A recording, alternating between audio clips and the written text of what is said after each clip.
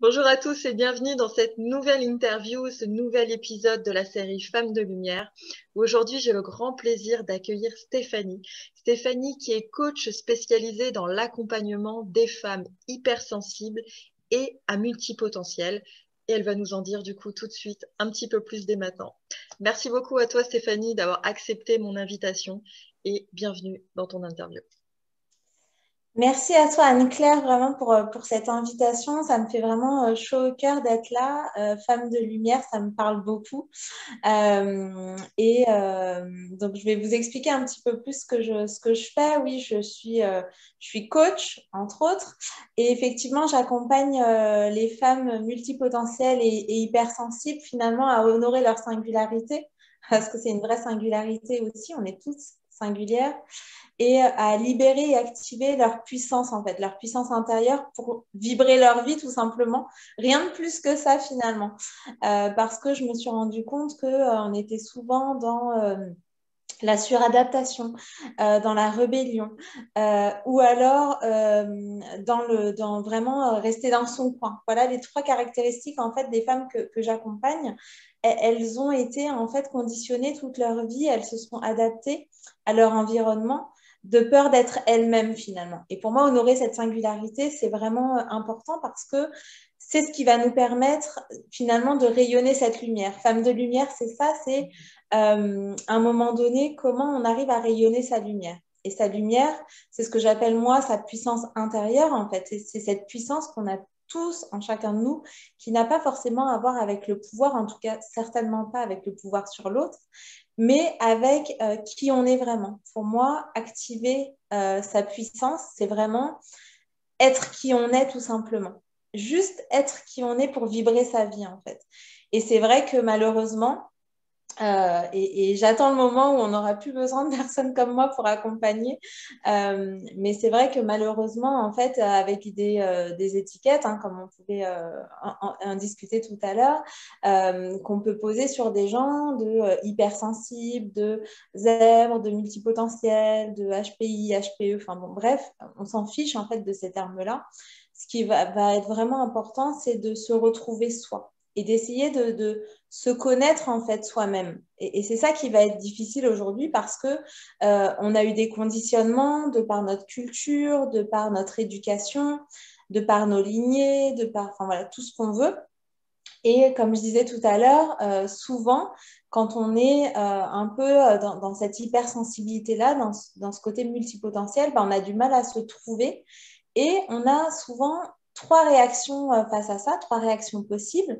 Soit on se suradapte parce qu'on a envie d'être aimé, on a envie de plaire et donc on se suradapte, on dit bah, pour que je plaise, il faut que je fasse comme ça. Pour être aimé, il faut que je change en fait euh, faut que je lisse un peu mes paradoxes. On va peut-être parler des paradoxes tout à l'heure.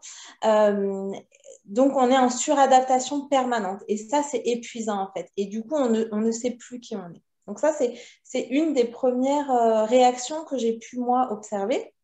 Une deuxième réaction, c'est de se rebeller, en fait. C'est de se dire, bah non, moi, je suis pas du tout d'accord avec ce qui se passe. Et du coup, d'être complètement, en fait, déconnecté d'une certaine réalité aussi à un moment donné. Et voilà, de se rebeller contre tout pour faire pointer son point de vue, finalement. Et, et on n'est pas mieux pour autant, parce qu'en fait, on se sent incompris, on peut se sentir seul aussi, et en fait, on devient presque bourreau pour les autres. Et la troisième réaction que j'ai pu observer moi, c'est bah, on se désocialise complètement. C'est-à-dire on se met vraiment à part dans la société. Euh, on vit un peu comme un ermite. Personne ne nous comprend. On est seul. De toute façon, on n'est pas comme les autres et on est bizarre. Voilà. Donc ça, c'est vraiment trois réactions que j'ai pu observer moi qui peuvent parfois se cumuler. C'est-à-dire que suivant les moments, en fait, on peut agir d'une manière ou d'une autre. Et bah, mon rôle à moi, en tout cas, en tant que coach, parfois, en tant que mentor d'autres fois, en tant que guide, en tant qu'énergéticienne, enfin voilà, la palette d'outils, en tout cas, que je mets à disposition. Et je choisis de la faire moi en tant que multipotentielle, de la faire mienne, en fait, cette palette-là. Je suis hypnothérapeute aussi en parallèle Et en fait, je combine ces outils pour accompagner au mieux ces personnes-là. Oui, je te remercie pour tout ça. Alors, on va revenir sur ton propre parcours après, parce que justement, ça permettra d'expliquer un peu le pourquoi du comment tu en es là aujourd'hui. Mais ce que je ressens vraiment à travers ce que tu partages, et puis c'est quelque chose que j'ai vécu et que je peux observer également, c'est cette souffrance, en fait, cette souffrance de la stigmatisation, de je suis pas comme tout le monde. Et puis, certaines personnes, ça va leur permettre de mettre des mots, le fait d'avoir cette fameuse étiquette HPI, HPE, hypersensible, multipotentiel, etc. Et d'autres, ça va être un truc en plus de je suis encore plus bizarre en fait, et du coup, je suis encore moins comme tout le monde, et du coup, je me sens encore plus mal d'avoir cette éthique-là, d'avoir cette stigmatisation-là. Et donc, au fond, bah, ça me fait une belle jambe parce que ça m'aide pas vraiment. Donc, c'est vrai que c'est important. Et puis, en général, quand on a cette souffrance-là adulte, c'est quelque chose que l'on traîne depuis l'enfance parce qu'on avait déjà ce sentiment-là dans la cour de récré par rapport à nos copains. On n'avait déjà pas la même perception des choses. On se posait déjà des questions que les autres ne se posaient pas forcément beaucoup, que nos parents nous disaient pourquoi tu te poses ces questions-là et du coup avaient tendance peut-être à nous remballer alors que je sais pas, pour nous, c'était juste une évidence ou une curiosité ou simplement une façon de voir le monde différemment.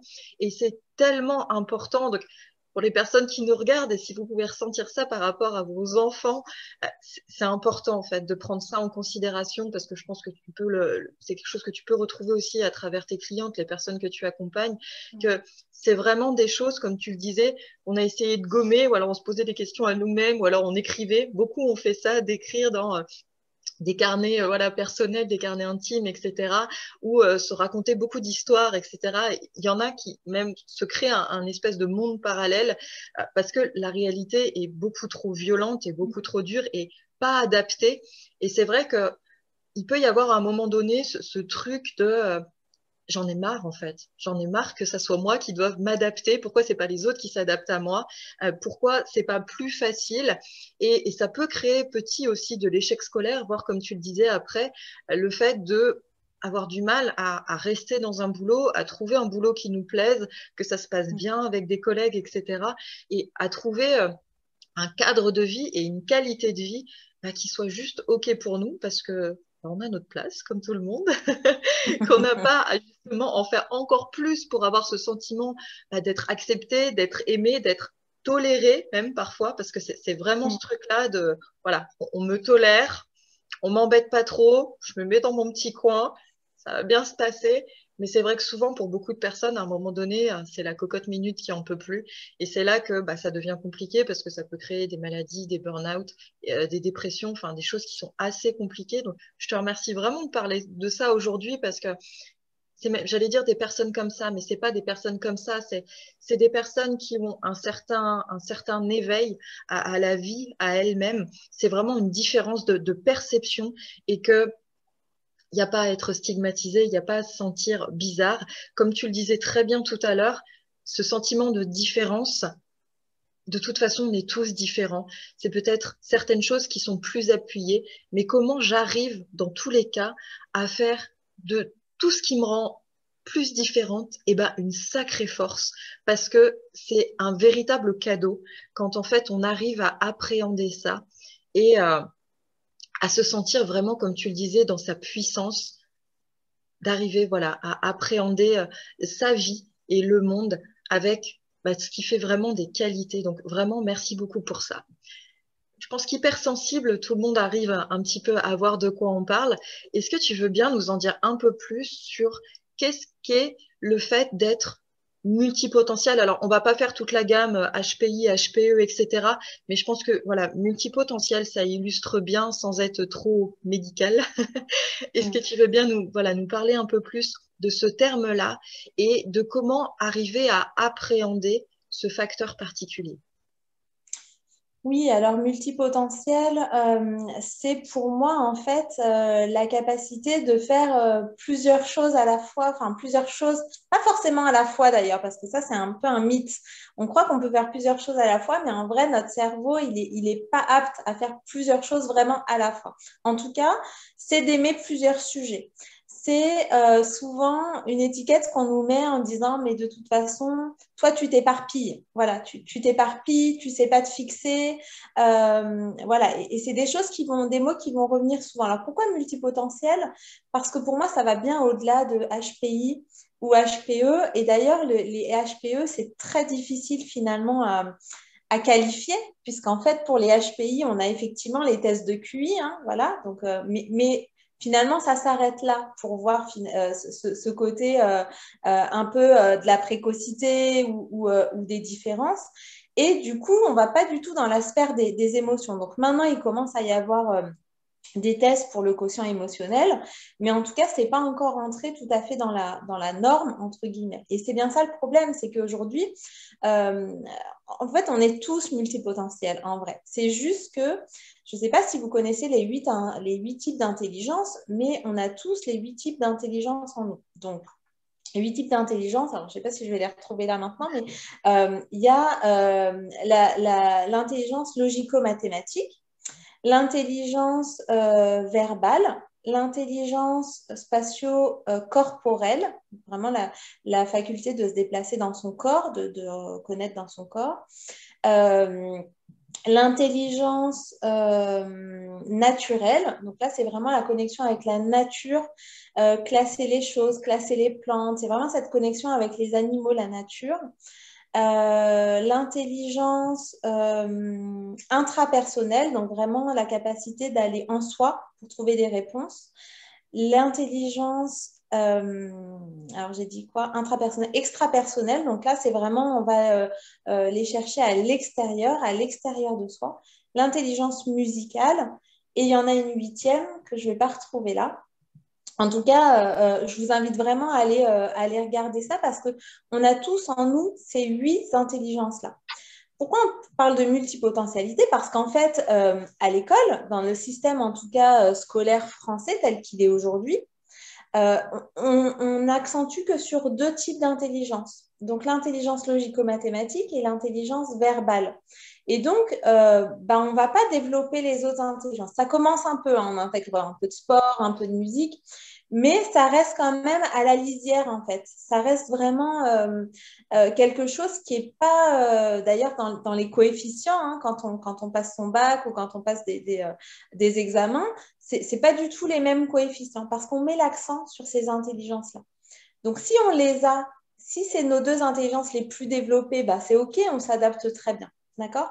Par contre, si on a d'autres intelligences qui sont plus développées que celles-ci, parce qu'encore une fois, on a tous en nous les 8 intelligences, ça c'est sûr, mais c'est juste qu'on en a qui sont plus développées de manière innée. Et après, ça se muscle, voilà, ça se travaille comme un muscle et on peut réussir à développer les autres. Mais en tout cas, de manière innée, on en a certaines qui sont plus développées en nous. Et pour moi, la multipotentialité, c'est ça en fait. C'est le fait d'avoir ces intelligences-là qui sont en nous et on les a tous. Donc en fait, on est tous multipotentiels. Simplement, aujourd'hui, la société va ne mettre en valeur que 2 types d'intelligence. Et donc, ces personnes-là, on ne va pas forcément les appeler multipotentielles parce qu'elles sont sur les rails, entre guillemets, elles sont dans ce qu'on attend d'elles, d'accord, dans ce qui est attendu de la société. Et ce n'est pas un bien ou un mal. Loin de là, je veux dire, c'est pas parce qu'on est bien intégré dans la société que c'est pas bon non plus. Et ça veut pas dire qu'on n'est pas multipotentiel non plus. Donc c'est un peu la nuance que je voudrais donner là. Et pourquoi j'aime bien ce terme de multipotentialité? Parce que, bah oui, on est tous des êtres avec des potentialités qui sont multiples dans différents domaines, en fait. Et sauf qu'aujourd'hui, jusqu'à aujourd'hui, en tout cas, on nous a imposé des règles, on nous a imposé des normes, on nous a dit, pour faire un métier, il faut que tu te spécialises. Quand on est coach ou accompagnant, on nous dit, quand on se lance, il faut que tu trouves une niche, il faut que tu t'adresses à des personnes en particulier, il faut que tu fasses quelque chose pour que les personnes comprennent ce que tu fais. Donc, c'est déjà enlever la puissance de l'autre en face de nous, en ne lui permettant pas de comprendre qu'on est capable de faire plusieurs choses différentes. Et c'est pour ça, en fait, que moi, alors, effectivement, on me présente en tant que coach parce que j'ai suivi une formation de coaching, entre autres, mais qu'en fait, ça ne s'arrête pas là du tout parce que le coaching, je le fais vraiment à ma manière et en conscience avec la personne que j'accompagne derrière.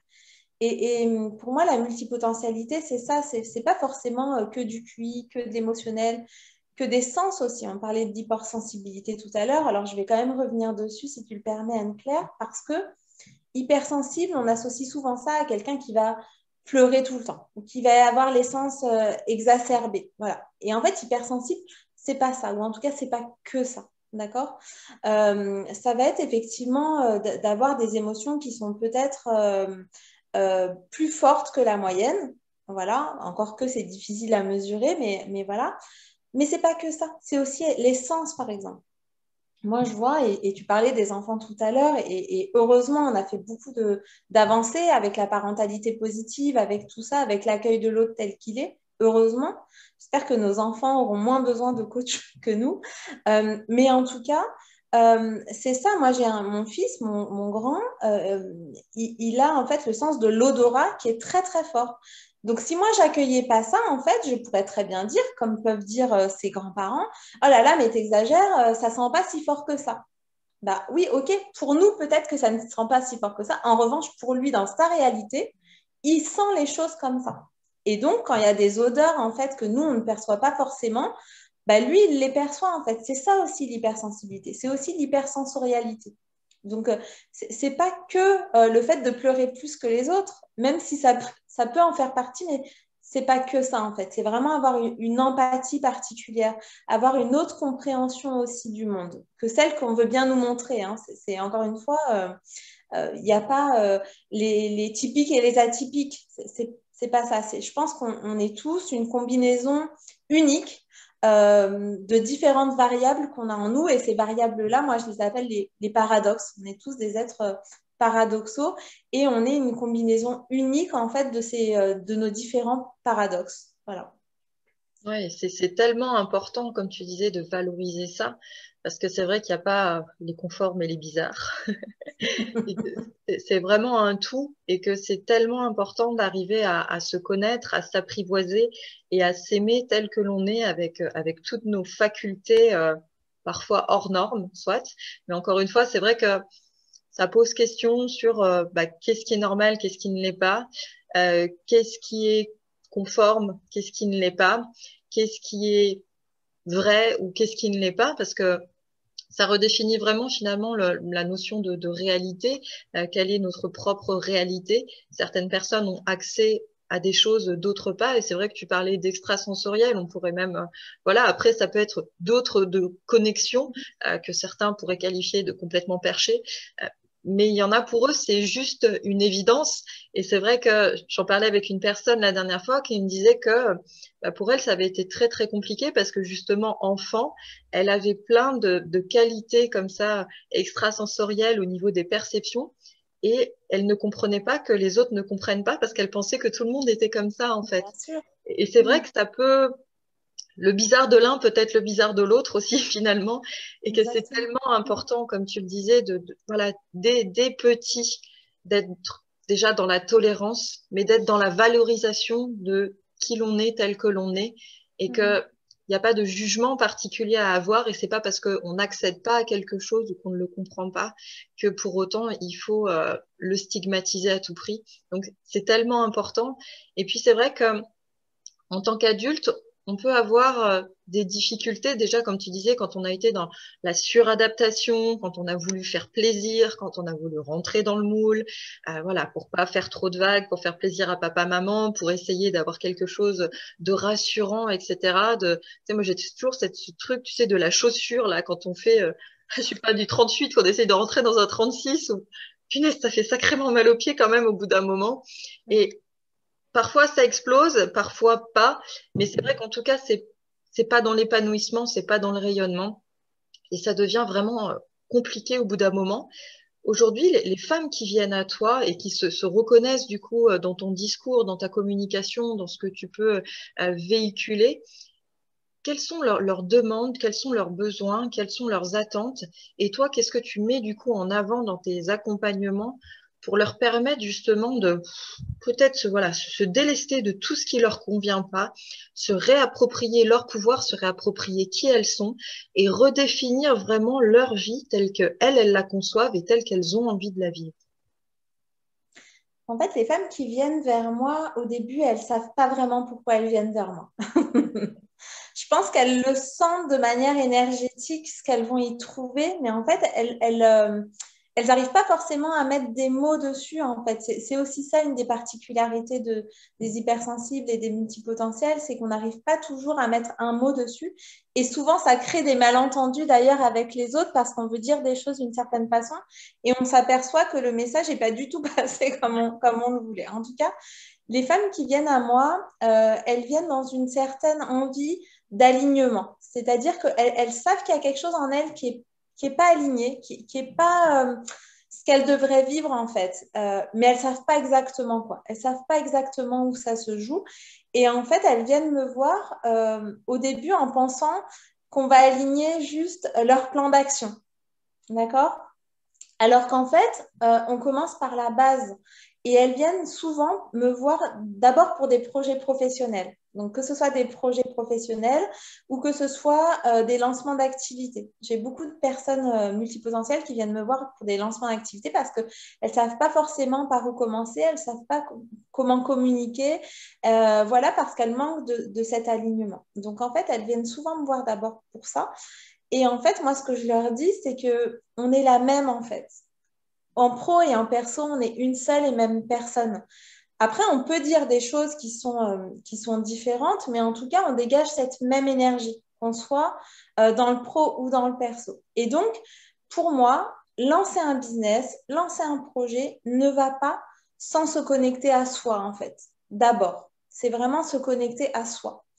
Et c'est ça tout le problème, en fait, malheureusement, de ces personnes qui viennent me voir, c'est qu'elles ne savent pas qui elles sont. C'est qu'en fait, elles ont une image de qui elles sont. On leur envoie une image de qui elles sont, mais quand on creuse un peu, elles ne savent pas qui elles sont. Alors après, il y a plusieurs outils. Moi, je suis certifiée MBTI. Voilà, je connais d'autres personnes qui font du mind design. Je connais des personnes. Enfin, voilà. Tout ça, c'est des outils pour essayer de définir quelque chose. Mais en fait, le travail qu'on va faire ensemble, c'est ressentir d'abord qui elles sont.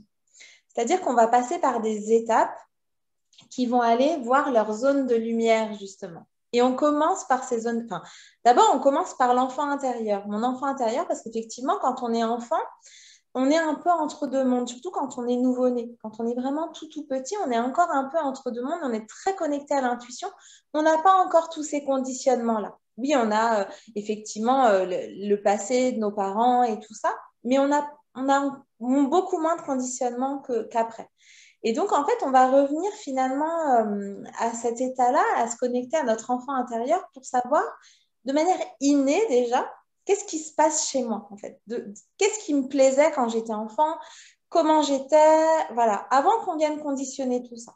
Donc, on va travailler là-dessus. Après, on va aller chercher, regarder nos zones de lumière. Et on commence par les zones de lumière, parce que sinon, on n'ira jamais voir les zones d'ombre. Donc, on commence par les zones de lumière, et c'est aussi un parti que je prends parce que on est en France et qu'en France, on va mettre l'accent sur les échecs. On va mettre l'accent, faut surtout pas faire de bruit si on réussit. Les autres peuvent être jaloux, il faut pas. D'ailleurs, les riches, c'est des méchants, les pauvres, c'est des gentils. Si on réussit, c'est qu'on a fait quelque chose de mal, c'est qu'on a volé quelque chose à quelqu'un. Enfin voilà, faut surtout pas mettre l'accent sur les réussites. Je caricature évidemment. Mais en fait, c'est ça. À l'école, on va mettre l'accent sur où on n'a pas la moyenne, au lieu d'aller valoriser encore plus là où on est très, très bon. Moi, je me souviens un jour d'être rentrée avec un 18 à la maison et de mon père de me dire, j'étais petite, hein, me dire, ah, mais pourquoi tu n'as pas eu 20? Bon, ok. Mais en fait, c'est un peu ça aussi. C'est-à-dire on va aller regarder les erreurs. Quand on fait une dictée, on va enlever les points en moins au lieu de compter les mots qui sont justes, en fait. Et toutes ces petites choses-là vont venir conditionner ça. Donc, nous, on va partir des zones de lumière parce qu'il y en a plein. En fait, il y en a plein, sauf que ces femmes-là qui viennent me voir, elles n'ont même pas accès à ça, à leur succès, à qui elles sont dans leur valeur ajoutée, ce qu'elles peuvent s'apporter à elles-mêmes, à leur entourage et au monde, en fait. Donc, on va vraiment se connecter à ça. Et après, oui, on va aller traverser les zones d'ombre. Oui, parce qu'encore une fois, on est des êtres paradoxaux. Et qu'en allant traverser nos zones d'ombre, en fait, bah, c'est là qu'on est d'autant plus puissant. on est d'autant plus puissant parce qu'au lieu d'aller repousser nos peurs un peu ou les mettre sous le tapis, voilà, c'est l'image que j'aime bien reprendre avec mes clientes, c'est, vous savez, vos émotions négatives, là, tout ce que vous ne voulez pas voir, la peur, la colère, tout ce que vous mettez sous le tapis, en fait. À force de le mettre sous le tapis, à un moment, on va et on se prend les pieds dedans et on se casse la figure, en fait. Alors que si on va travailler ça en douceur, et moi je les accompagne, je ne les laisse pas seules à y aller seules en fait. Je suis avec elles pour traverser ça. C'est elles qui traversent, moi je ne suis pas loin. Et donc d'aller traverser ça ensemble, bah, ça leur permet déjà pour moi ça c'est le socle. C'est vraiment ce socle-là qui va être très très important pour essayer de trouver, de se reconnecter à qui on est vraiment en fait et de savoir enfin qui on est. Et parfois ça arrive à 40 ans, parfois ça arrive à 60 ans, parfois ça arrive à 20 ans, enfin peu importe en fait. Mais en tout cas, la diversité de ce monde, la beauté de ce monde vient de l'unicité en fait. Quand on va dans un jardin rempli de fleurs, on arrive à voir la beauté de chacune d'entre elles. En fait, on ne va pas essayer de faire, j'ai des fleurs là devant moi, on ne va pas essayer de faire devenir une rose, une pivoine en fait, ça n'existe pas. Voilà, et chacune brille en fait de sa propre lumière, chacune éclot en fait à sa manière, à son propre rythme. Et nous, en fait, c'est ce qu'on a perdu. C'est ce qu'on a perdu avec le monde occidental, avec l'industrialisation, avec toute l'énergie masculine qu'on a mis dans le faire, en fait. Chose qui n'était pas avant, quand on était beaucoup plus connecté à la nature, quand on était beaucoup plus connecté au cycle, quand on n'avait pas encore l'électricité et qu'on se réveillait avec la lumière du soleil, en fait, c'était ça. Je ne dis pas que c'est mal, évidemment. Hein. Voilà. On est sur Zoom aujourd'hui et c'est très, très bien comme ça. Mais ce que je veux dire, c'est qu'il est temps maintenant, et je ressens, en fait, tu parlais d'éveil tout à l'heure, et je ressens cet éveil au-delà de mes accompagnements. Je sens qu'on est plusieurs, en fait, dans ce cas-là, et Femmes de Lumière en fait partie, à trouver cet éveil, en fait, de revenir finalement réconcilier l'énergie féminine et l'énergie masculine, c'est-à-dire pour moi être dans l'être, être simplement en fait, juste être et venir appuyer avec le faire. Parce que si on est juste dans l'être et dans la spiritualité, en fait, on ne vient pas ancrer dans la matière. Et les personnes qui viennent me voir, en fait, elles viennent pour ça.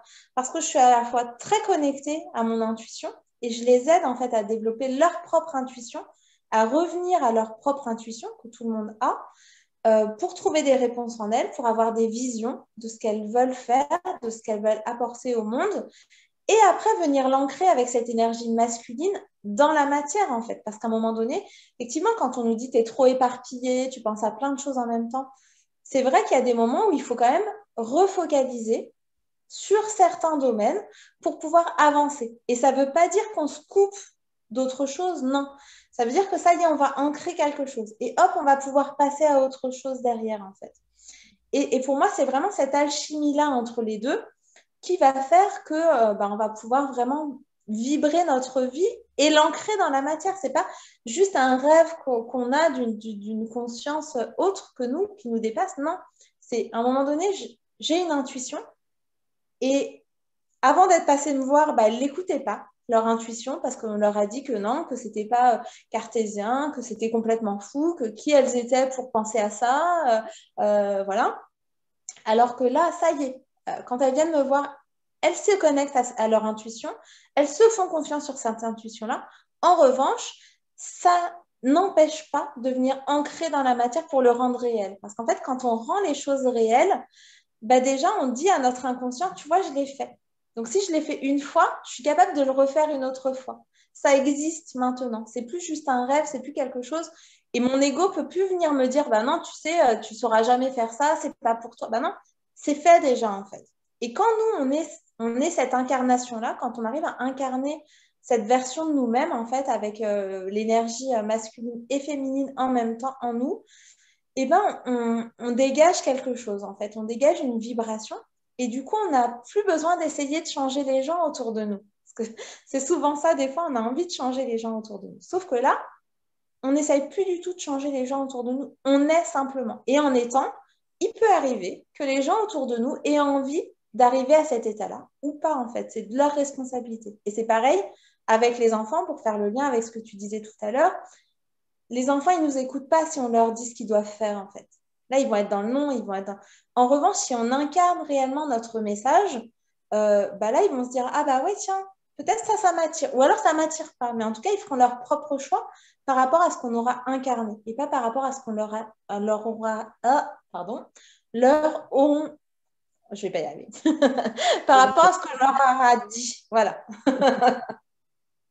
Ouais, comme tu dis, c'est tellement important d'être dans cette réunification de soi, d'être voilà vraiment dans cette alliance et non plus dans la confrontation, dans la lutte perpétuelle entre toutes les facettes de soi-même, toutes nos envies, tous nos désirs, tout ce que voilà, quand il y a une petite voix qui nous dit oui et l'autre qui nous dit tais-toi, d'être voilà dans ce battle, dans cette dualité en permanence. Déjà parce que Ouais. c'est hyper fatigant pour soi. Et puis deuxièmement, parce que du coup, on n'arrive pas finalement à faire des choix avec discernement et recul. Et du coup, ça peut être embêtant parce qu'on peut, dans ces cas-là, être beaucoup plus sujette à être influencé par justement le regard des autres ou à demander un peu des avis à droite à gauche, alors qu'au fond de soi, on sait très bien ce qui est juste et bon pour nous, sauf que bah, des fois, on n'a pas envie de se l'avouer. Des fois, c'est un petit peu compliqué. Des fois, on peut avoir peur, voilà, de ce que ça peut engendrer aussi derrière. Mais comme tu le disais, voilà, c'est tellement, tellement important d'arriver à se désolidariser de cet extérieur. Alors, comme tu le disais, hein, on ne met pas tout dans un sac, on fout dans un coin tout ce qui nous plaît pas, etc. Et puis potentiellement, on verra plus tard, jusqu'au jour où ça nous explose à la figure. Mais vraiment, bah, finalement, prendre ce qui convient, laisser ce qui convient pas, faire sa sauce à soi et se dire que bah, c'est peut-être pas comme tout le monde, mais ça tombe bien parce que tu es toi, parce que je suis moi, Et parce tu que es toi à l'instant T aussi. C'est ça qui va être important, c'est que on est des êtres d'évolution de toute façon, quoi qu'il arrive. Donc, on va évoluer. Voilà. Par contre, à un instant T, c'est accepter d'être vraiment tel que l'on est à un instant T avec des parties de nous qui ne nous plaisent pas, mais qui sont telles qu'elles sont, en fait. C'est avoir cette humilité-là, cette humilité de se dire, ben, je m'accepte aujourd'hui juste tel que je suis, parce que tel que je suis, j'ai déjà beaucoup à apporter, en fait. ouais, complètement. Et puis j'aime beaucoup l'image du maquillage ou de la peinture par rapport au fait que ben c'est l'ombre qui crée le relief. Quand on voilà quand on se maquille, quand on veut tracer des traits particuliers, mettre en valeur certaines parties de notre visage, ou en peinture quand on veut justement créer du relief et pas que ce soit quelque chose de complètement plat. Euh, qui, voilà, qui n'a pas de vie, et ben justement, on va utiliser les ombres, les couleurs plus foncées, etc., pour créer ce relief-là. Et c'est de se dire que bah, pour soi, c'est pareil, en fait. Nos ombres, les trucs qu'on aime un peu moins bien, tout ça, font partie intégrante de nous et que c'est ça qui fait de nous aussi le côté humain. Tu parlais de l'être tout à l'heure, mais c'est vraiment ça, c'est être humain, être vivant. Sinon, on serait tous bah, morts, encéphalogramme plat, et du coup, il y aurait plus du tout cette flamme de vie qui nous anime avec bah, toutes nos qualités, tous nos défauts. Et c'est pas, voilà, je choisis ce qui me va bien, le reste, je le mets de côté. Non, c'est vraiment s'embrasser dans son entièreté, et c'est tellement, tellement, tellement important. Qu'est-ce qui, du coup, t'a amené à ça aujourd'hui? Parce que je pense qu'on aura compris que tu te sens pleinement concerné par ça et c'est peut-être un cheminement que toi-même tu as eu, que tu as vécu pour toi. Comment ça s'est passé, du coup, ton parcours entre ce que tu fais aujourd'hui et puis d'où tu es parti? En fait, pour moi, déjà, la valorisation de la différence, c'est venu déjà toute petite, en fait. Moi, on me disait souvent que que je voulais toujours défendre la veuve et l'orphelin. Voilà. Et en fait, c'est parti de quoi, en fait, d'honorer cette diversité-là? C'est parti que déjà, moi, j'ai des parents qui sont espagnols tous les deux. Donc, ils sont venus habiter en France assez jeunes. Donc, j'avais déjà cette double culture à la maison. Donc, ça aide beaucoup de voir ces différences-là. J'ai habité pendant presque une vingtaine d'années dans une cité, hein, ce qu'on appelle une cité, avec toute la diversité qui est reliée en fait à ça, avec des amis de toutes les couleurs, de toutes les religions. Euh, des amis qui ont eu du mal à avouer leur homosexualité aussi, voilà. Et j'étais une fille, en fait, dans ce milieu-là. Donc, j'ai été aussi pointée du doigt quand j'ai eu la poitrine qui a commencé à pousser. J'ai été mise à l'écart parce que j'étais douée à l'école. Enfin, voilà. Donc, il y avait déjà ce côté en moi. Et aussi, j'ai un cousin qui est trisomique avec lequel je passais quasiment tous mes étés, en fait, en Espagne. Et du coup, bah, j'ai vu ce regard des autres, en fait. Et en même temps, je ressens tellement cet amour qu'il a en lui, et qui diffuse, en fait, autour de lui en étant simplement qui il est, en fait, que du coup, tout ça m'a fait tout le temps me dire, mais en fait, cette diversité, c'est d'une richesse juste infinie. C'est quelque chose qu'on ne peut pas comprendre. Et en fait, tout ce qu'on essaye de lisser, finalement, ça va devenir, effectivement, tu parlais de choses plates tout à l'heure, bah ouais, en fait, ça va venir rendre les gens plats. Ça va venir euh, amener qu'on va tous parler de la même chose qu'aujourd'hui. Les entreprises, elles recrutent toutes sur le même modèle, en fait. Ça commence à changer et heureusement, mais en fait, au début, quand je me suis lancée, mon idée, c'était ça, c'était d'aller dans les entreprises pour justement honorer la singularité au niveau de l'entreprise. Je me suis aperçue que bah, finalement, c'était pas forcément là que j'allais apporter le plus, mais en tout cas, ça a toujours été là. Ça a toujours été là. Donc ça, c'est un point. Déjà, la diversité, ça a toujours été présent en moi. Un autre point, ça a été que bah, j'ai vu très vite, en fait, très, très jeune, que j'avais une intuition qui était très développée. Et en fait, comment ça se matérialisait pour moi? C'est que je me visualisais en fait assez facilement quand on nous demandait, mais dans 10 ans, dans 15 ans, qu'est-ce que tu voudrais faire? Je crois que j'étais en CM2 quand j'ai dit que je voulais faire du marketing international. Je ne savais même pas ce que c'était en vrai, hein. Enfin, voilà. Euh, et donc, mais je me voyais avec ma petite mallette entre deux avions, voilà, aller à la rencontre des autres. Et finalement, quoi? Ben, c'est exactement ce qui s'est matérialisé. C'est-à-dire que je voyais des choses et ça se matérialisait en fait dans le concret. Donc, je me donnais les moyens pour, hein, évidemment, parce que sinon, il ne se passe rien. C'est ce qu'on disait tout à l'heure. Et petit à petit, en étant dans l'entreprise, j'ai été pendant 13 ans directrice marketing dans des grands groupes américains. Et en fait, petit à petit, j'ai dû me déconnecter en fait de cette intuition. C'est-à-dire que parfois, on me demandait de faire des plans marketing stratégiques, voilà, donc c'était génial. Et moi, j'avais vraiment des visions de voilà, de où j'aimerais que l'entreprise aille. Et là, on venait à me dire, bah oui, mais en fait, comment tu le prouves là sur le papier? Cette vision, c'est bien là, mais en fait, sur le papier, là, concrètement, il se passe quoi? Et donc, en fait, c'est là où il y a eu un peu une divergence en moi. C'est-à-dire que j'avais l'impression de devoir faire le travail deux fois, en fait, en disant, mais attendez, enfin, voilà, c'est un ressenti, c'est voilà. Et en même temps, je sais que les actions, elles viendront derrière se mettre en place pour y arriver. Mais là, il fallait que je justifie ça, en fait. Il fallait que je justifie une intuition. Donc, pour moi, c'était pas évident. Donc, ça, voilà. Et après, on m'a proposé, en fait, dans cette dernière entreprise, de prendre en charge un réseau de femmes, un réseau interne d'à peu près 500 femmes dans la fonction commerciale.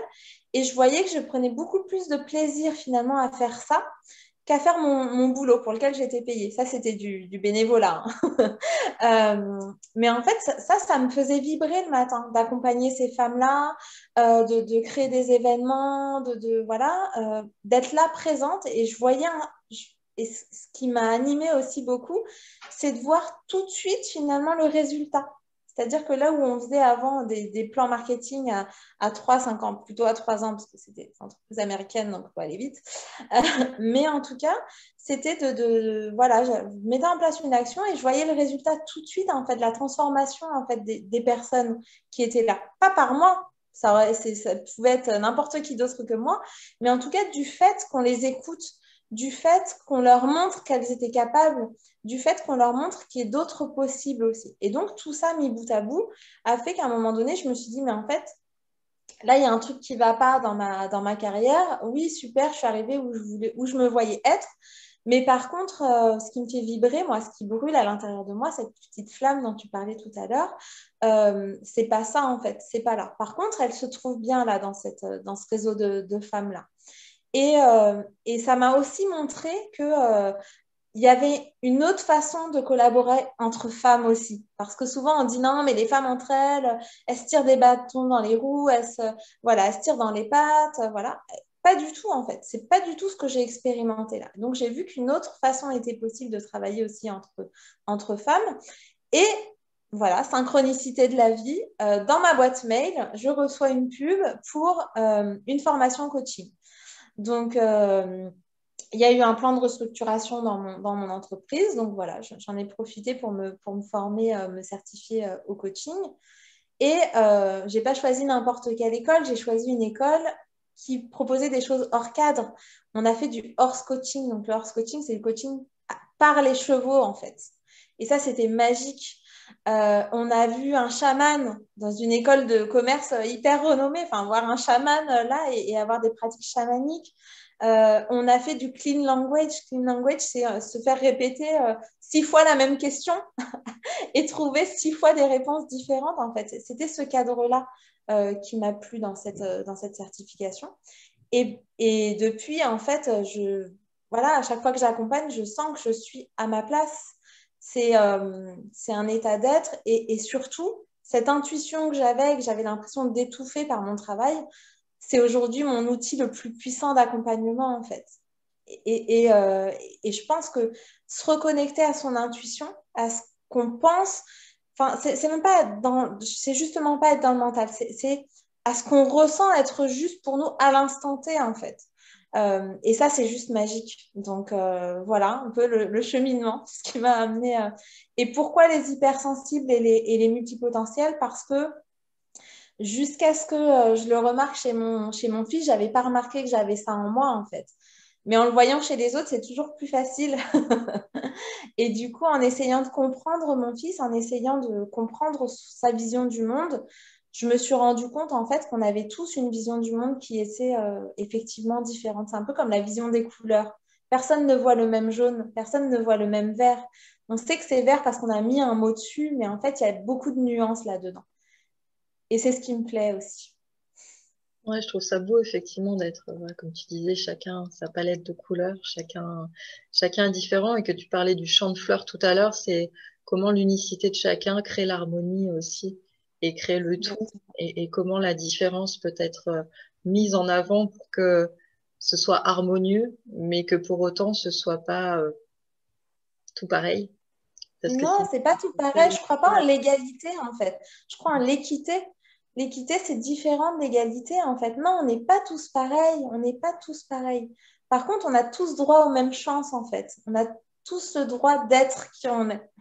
ouais, et c'est important, comme tu disais, avant de vouloir faire, avant de vouloir avoir, avant d'être dans cette matérialité. Et encore une fois, je dénigre pas parce que c'est important. On vit dans un monde qui est tel qu'il est, donc c'est important de pas mettre ça de côté, mais de avant tout effectivement revenir à soi pour ensuite créer les choses telles qu'on les conçoit, telles qu'on a envie de les vivre, et pas partir de l'inverse parce qu'on peut avoir rapidement, du coup, ce côté un peu râleur, ce côté en colère de mais punaise, j'y arrive pas, je comprends pas, de faire exactement comme les autres, de faire un peu ce truc de copier-coller, de regarder par la fenêtre, de dire ah ouais, lui il fait ça, ça marche super bien, je vais faire pareil. Sauf que ça marche pas. Et ça Non, peut être et puis vraiment souvent, quand on part comme ça, c'est-à-dire que j'ai l'habitude de dire que c'est un tandem, en fait, qui ne fonctionne pas l'un sans l'autre. Énergie masculine, énergie féminine, c'est vraiment un tandem. Et là où on est plus habitué à mettre le masculin en avant, en tête de guidon, pour avancer, en fait, je pense que l'erreur, en tout cas pour moi, telle que je la ressens, pour moi, c'est de l'avoir fait ça pendant très longtemps. Et aujourd'hui, que je replace l'énergie féminine en tête du tandem, évidemment, elle n'avance pas sans cette force masculine qui est derrière pour la pousser et pour l'ancrer, mais ça doit partir de l'intuition, ça doit partir de cet état d'être.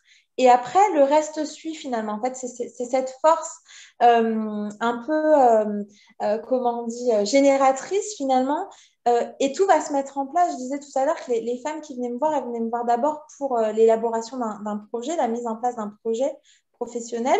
En fait, quand on part de cet état d'être, quand on repart sur le socle de qui elles sont vraiment, le reste finalement se met en place. Tout se met en place et là, elles commencent à faire des liens et dire, ah oui, en fait, ce que je pensais être de l'éparpillement, finalement, ça a du lien. Et peut-être qu'il y a un truc qui est à part là, mais qui me nourrit aussi autrement.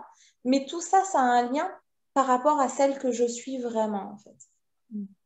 Quel message justement tu auras envie de faire passer à ces femmes qui peuvent se reconnaître justement dans nos discours, qui peuvent se poser des questions ou alors qui savent déjà que voilà, elles ont ces particularités-là et qui pour autant ont encore un petit peu de mal à s'apprivoiser elles-mêmes et à appréhender le monde qui peut être relativement violent quand on est voilà, dans ces dispositions-là. Le message que j'ai envie de faire passer, c'est on est tous parfaitement imparfaites ou imparfaitement parfaites. Euh, et on est belle comme ça, en fait. On est assez comme ça. On n'est pas trop, on n'est pas assez. On est juste tel que l'on est, en fait. On est juste parfaite tel que l'on est. Aussi dans nos imperfections, aussi dans nos paradoxes. J'adore mes enfants. Mes enfants, c'est presque ma vie, j'ai envie de dire. Et en même temps, j'adore qu'ils soient à l'école pour me laisser aussi le temps de faire d'autres choses. Et c'est OK comme ça, en fait.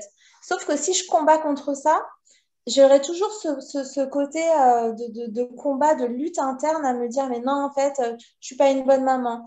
Ou, oui, mais du coup, non, je les mets pas à la crèche ou pas à l'école parce que comme ça, ce sera mieux pour eux. Non, en fait, c'est d'accepter tous ces paradoxes-là qu'on a en nous, toutes ces imperfections parce qu'on est juste parfaite telle que l'on est là tout de suite, maintenant, à l'instant T.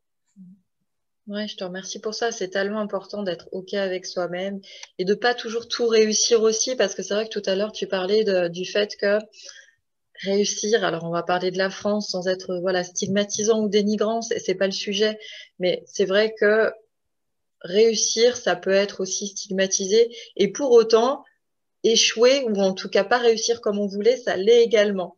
Donc en fait, c'est comme s'il fallait toujours être dans la moyenne pour voilà, jamais faire C'est trop ça le mal. problème en fait. Et moi, je suis contre la moyenne. Enfin, la moyenne, c'est bien, mais en fait, oui, prenons-nous des tôles de temps en temps et des 3 sur 20 parce qu'en fait, on va apprendre tellement en fait de ça. On va apprendre tellement.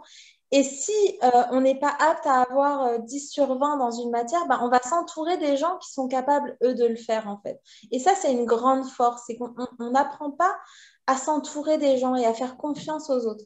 Et par contre, continuons de briller là où on avait 16, où on avait 18, où on avait 19, et à nous entourer des gens qui auront 19, là où nous, on a 3 en fait.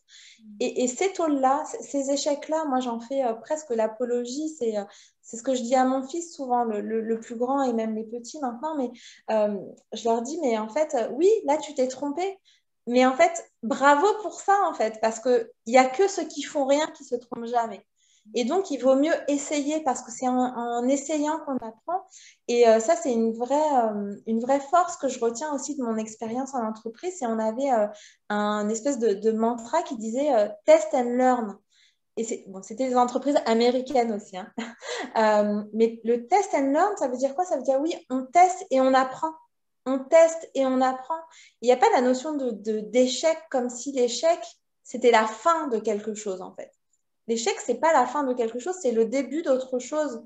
Je travaillais chez General Electric, pour pas les citer, mais en fait, le fondateur, Thomas Edison, il a dit j'ai pas échoué 1000 fois, j'ai juste trouvé 1000 façons différentes de ne pas réussir à faire cette lampe. Et à la millénième, j'ai réussi en fait.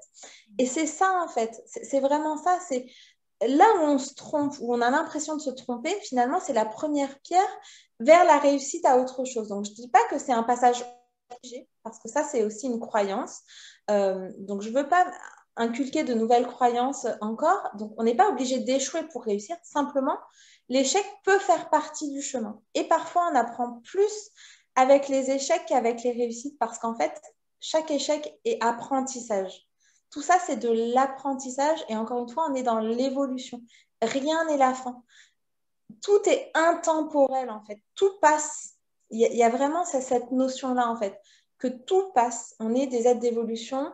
Le temps passe, l'eau coule, le feu brûle. Enfin voilà, tout est mouvement en fait en permanence. Donc c'est ça qui est important. Et tel que vous êtes aujourd'hui, mon message vraiment, c'est tel que vous êtes aujourd'hui, vous êtes parfaite pour le message que vous avez à vous livrer à vous-même, que vous avez à livrer aux autres et que vous avez à livrer au monde en fait. Ouais, complètement. Puis on a aussi le droit qu'il y a des trucs, ça soit pas notre truc, et voilà, de briller, de se choisir dans quelque chose qui nous fait vraiment vibrer, et que c'est pas une nécessité que tous les niveaux partout soient à égalité, et que on peut aussi choisir de déléguer. Alors, pas s'en foutre, mais voilà, juste faire des choix qui respectent qui l'on est, ce dont on a envie, et d'être OK avec ça. Et puis, il en faut pour tout le monde. Et quelque chose que vous détestez, bah, ça sera la passion de quelqu'un d'autre. Et c'est super comme ça. Et il n'y a pas, voilà, il y a pas de jugement à avoir, juste vraiment à s'accueillir avec le plus de bienveillance et de tolérance et d'amour, parce que finalement, le regard qui est le plus dur, c'est toujours le nôtre. On accuse souvent les autres d'être injustes, d'être méchants, etc. Mais bien souvent, les autres sont le reflet de notre propre regard sur nous-mêmes et de comment déjà on se traite soi-même. Donc voilà, peut-être observer ça en tout cas. Comment on fait du coup, Stéphanie, aujourd'hui, si on veut venir vers toi, si on veut voir un petit peu comment tu peux nous aiguiller sur notre propre chemin, dans cette reconnaissance de soi, dans cette valorisation de soi, dans le fait de s'accorder notre propre légitimité finalement telle que l'on est. Comment on vient à toi aujourd'hui? Merci pour ces mots parce que c'est exactement ça, Anne-Claire. Alors, comment on vient à moi? De plusieurs façons. Donc, je suis plus active sur les réseaux, donc Facebook et Instagram avec le nom de ma société qui s'appelle Raise Yourself. Voilà, donc ça veut bien dire ce que ça veut dire. Ça veut dire s'élever soi-même et se reprendre cette responsabilité-là, ne plus la laisser aux autres en fait.